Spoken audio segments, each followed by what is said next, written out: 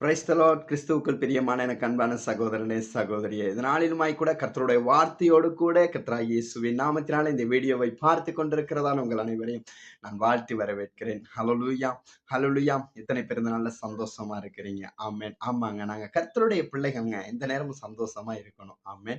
எனக்கு அன்பானவர்களே, இந்த நாள்ல நாங்க பார்க்க போகிறோம், எங்களுக்கு தேவன் வைத்திருக்கிறதான அந்த ஆசீர்வாதங்களை எங்களால ஏன் பெற்றுக்கொள்ள முடியாமல் இருக்கிறது, அல்லது அநேக தடவைகள் நாங்க கர்த்தரிடத்துல விண்ணப்பங்களை வைக்கிறோம், ஜெபிக்கிறோம், நிறைய காரியங்களை கேட்கிறோம். ஆனாலும் இன்னும் எங்களோட வாழ்க்கையில நாங்க தேவனிடத்துல கேட்டிருந்த சில காரியங்களை பெற்றுக்கொள்ள முடியாமல் இருக்கிறது. அதற்கான காரணம் என்ன?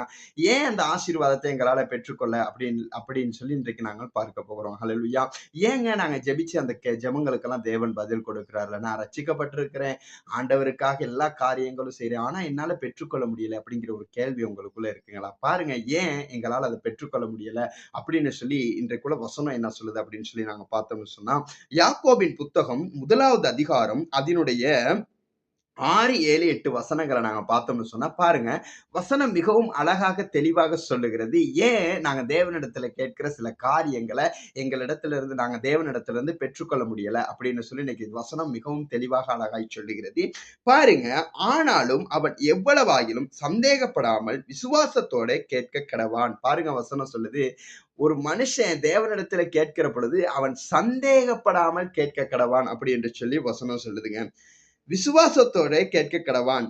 சந்தேகப்படுகிறவன் காற்றினால் அடிபட்டு அலைகிற கடலின் அலைக்கு ஒப்பாக இருக்கிறான். ஹல்லேலூயா, ஹல்லேலூயா. பாருங்க, சந்தேகப்படுகிறவங்க எப்படி இருக்கிறாங்கன்னா, காற்றினால் அடிக்கப்படுகிற கடலின் அலைக்கு ஒப்பாக இருக்கிறாங்களாம். அந்த அலை, கடல் அலை உங்களுக்கு தெரியும், வரும் போகும், வரும் போகும், வரும் போகும். இப்படிதாங்க எங்களுடைய விசுவாசமும் இன்னைக்கு எங்களோட வாழ்க்கையில இருக்கிறது.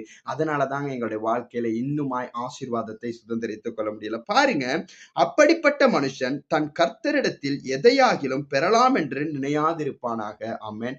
அப்படி சந்தேகப்படுற மனுஷன் ஒரு காலமும் நான் ஆண்டவரிடத்துல இந்த ஆசீர்வாதத்தை பெற்றுக்கொள்வேன் அப்படின்னு சொல்லி நினையாது இருப்பானாக அப்படின்னு சொல்லி வசனம் சொல்லுது. பாருங்க, இருமனம் உள்ளவன் தன் வழிகளில் எல்லாம் நிலையற்றவனாய் இருக்கிறான். ஹல்லேலூயா. அப்ப நாங்க 2 மனசோட கர்த்தரிடத்துல கேட்க கூடாதுங்க.